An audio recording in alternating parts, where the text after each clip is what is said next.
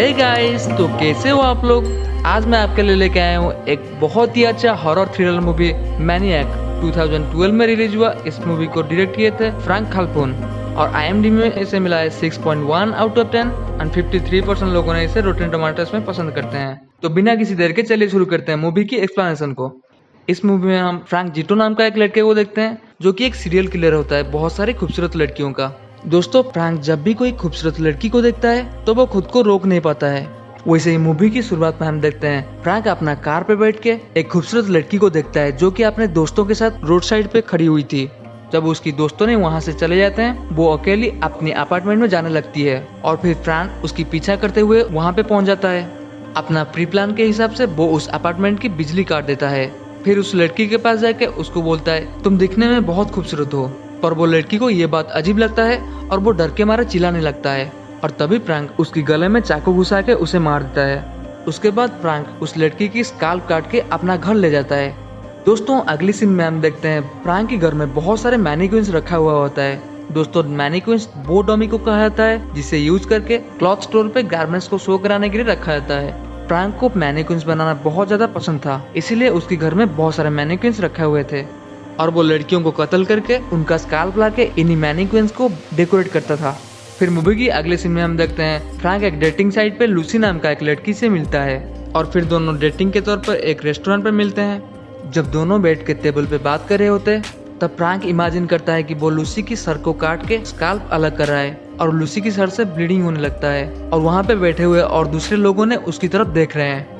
ये इमेजिन करते हुए फ्रैंक का सर दर्द होने लगता है और वो वॉशरूम जाके वहाँ पे कुछ दवाइयाँ ले लेता है। दोस्तों, फ्रैंक एक स्किज़ोफ्रेनिया की मरीज था।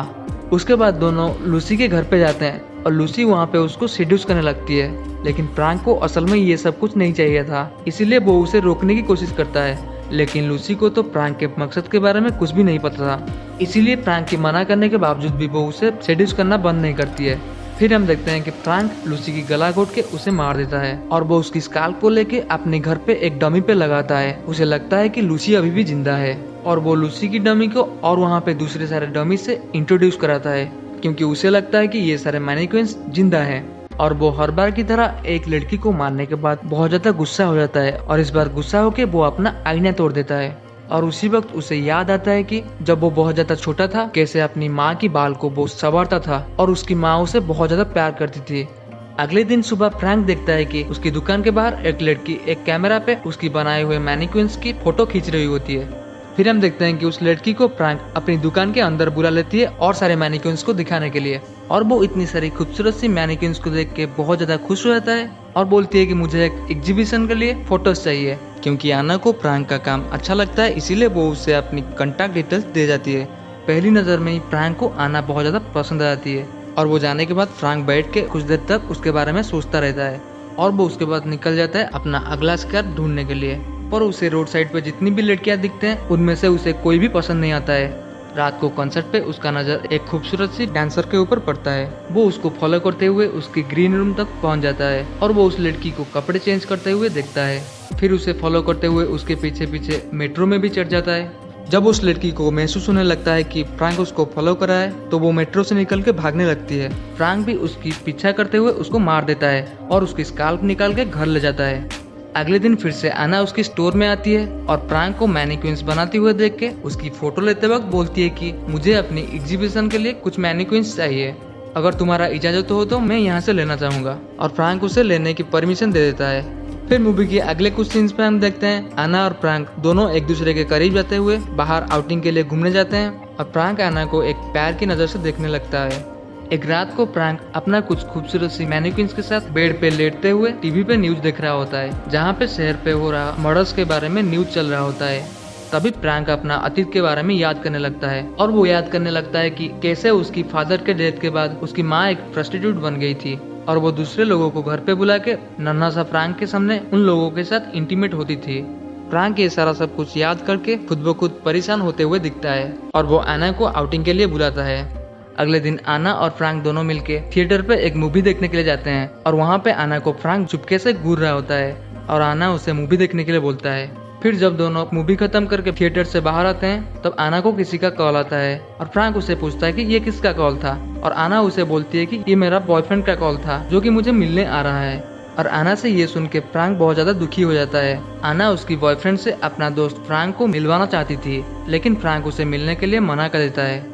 और हम देखते हैं फ्रैंक फिर से फ्लैशबैक में चला जाता है और एक दिन वो देखा था उसकी माँ किसी और के साथ रोड साइड पे उसी के सामने ही इंटीमेट होता है। ये सब कुछ उसे याद आने लगता है। ये देख के फ्रैंक के दिमाग पे बहुत ही बुरा असर पड़ा था और उसी दिन से फ्रैंक ऐसा एक साइको पेशेंट जैसा बन गया है।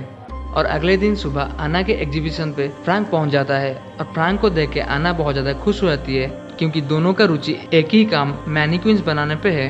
फ्रैंक वहीं पे आना का बॉयफ्रेंड को देख के बहुत ज्यादा गुस्सा हो जाता है और उसे जेलसी फील होता है।